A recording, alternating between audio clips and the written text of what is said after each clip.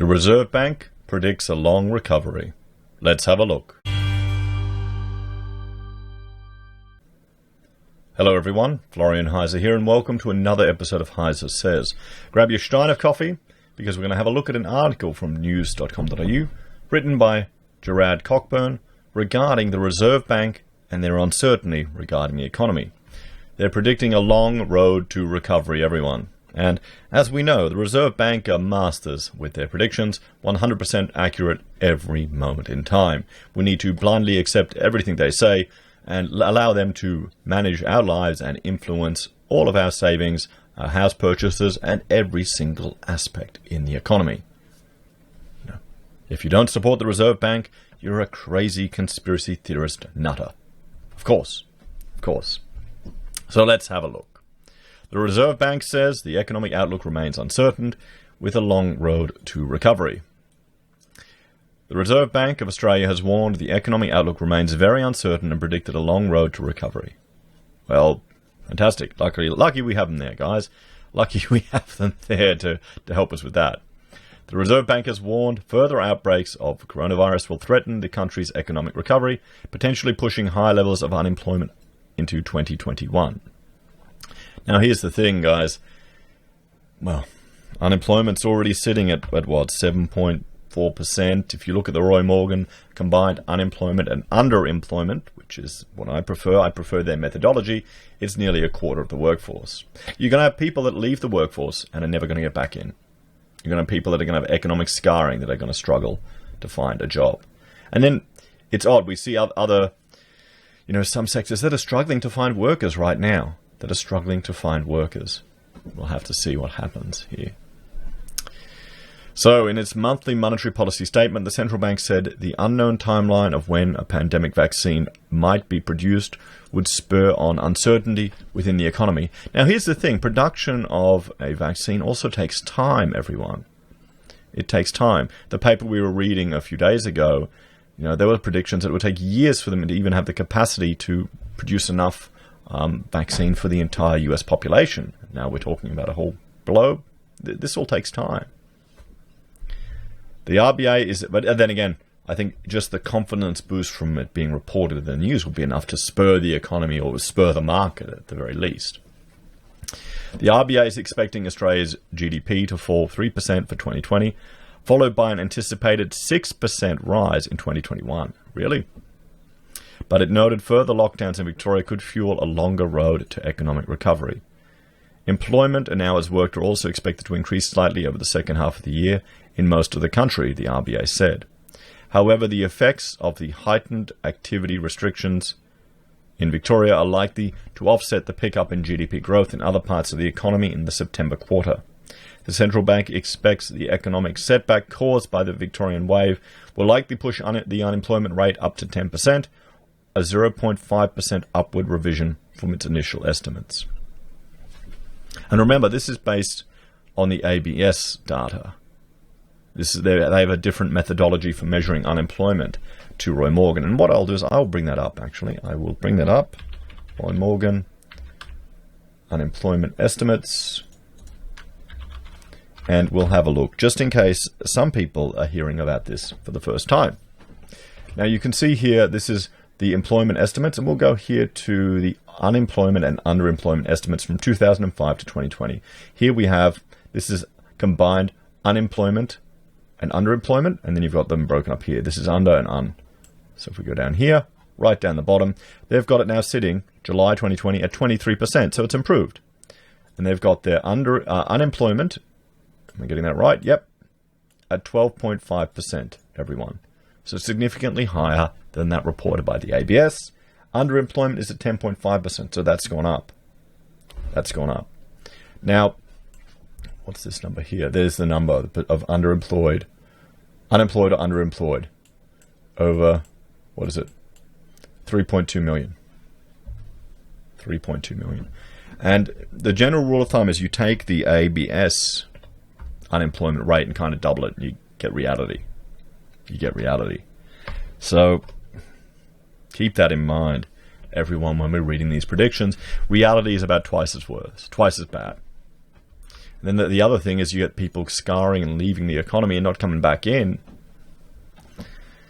So, in its statement, the RBA said a possible second COVID wave peaking in early 2020 would delay Australia's recovery, with domestic activity to remain subdued until the middle of next year.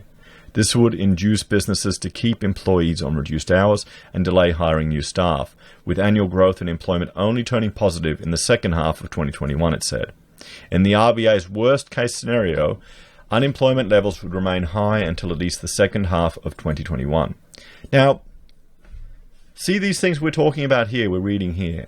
Just you've got to remember, too, all these support mechanisms we have in the economy, they're going to be slowly decanted off. And yet people are rushing now to buy houses because they think now's the good time to buy houses. I heard up the street, someone managed to sell a house. We went and had some, we had dinner with a neighbour and had a good chat. And the person across the street was desperate to sell. They sold it for about 90 grand less than what they bought it for. And she was kind of worried about that they got desperate. But that shows you, property, it's the last sale. It's the last sale in your street. It's the last sale in your neighborhood that affects your property price. I think the bank's valuation of properties often is fantasy. It's fantasy. Keep imagining, guys, your house is worth that much. It'll make you feel good. But don't bloody well go and borrow one. Don't go, The longer the economy remains weak, the more households and firms will suffer severe financial stress after running down their liquidity buffers, the RBA said. The stress could slow the recovery further and increase the chance of the labour market scarring for more workers. And that's the thing, guys. That's the sad reality that we're going to face here. This is the first recession we've had in 30 years. There's a generation that has never worked in tough times. Just think about that. A lot of people are going to be humbled. A lot of people are going to be humbled. And in some ways that can be a good thing. That can be a good thing for you. Being humbled a bit can be good. Build you up stronger again. But you just need to worry for, keep an eye on your friends, keep lines of communications over, particularly if you're one of these, bastard preppers that you got your piles of gold and silver, you've stacked up, you've got your own hydro, don't gloat too much if you're prepared for tough times and your friends aren't. A little bit's okay, but you gotta take care of your friends and family, guys. Westpac chief economist Bill Evans said the update showed the RBA had no intention of changing its monetary policy setting until inflationary levels climbed to around 2 or 3%.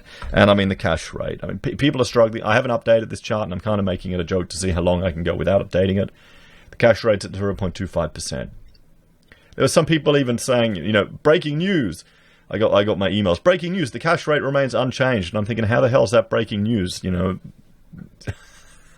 I guess some people aren't following. The RBA at its Tuesday meeting announced it would retain its current targets for the cash rate and 3-year bond yields at 25 basis points. The policy outlook is unchanged, highlighted by consistent support for expansionary fiscal policy and with accommodative monetary policy stance being maintained as long as required, Mr. Evans said. Westpac has been consistently more constructive on the growth outlook for 2020 and now expects a contraction of 4.7% in 2020, taking into account a contraction of 9% in Victoria in the September quarter. So there we have it, everyone. The RBA predicting, tougher economic times and a long road to recovery.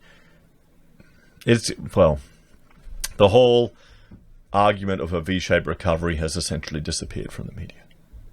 Is anyone even putting that forward anymore? Does anyone even expect it anymore? Now we're seeing articles appearing about, people using their super funds to buy a house, or property slowly going down. There isn't that hype anymore, but it's more new government programs or new stimulus to get people going. We'll have to wait and see, guys. We'll have to wait and see.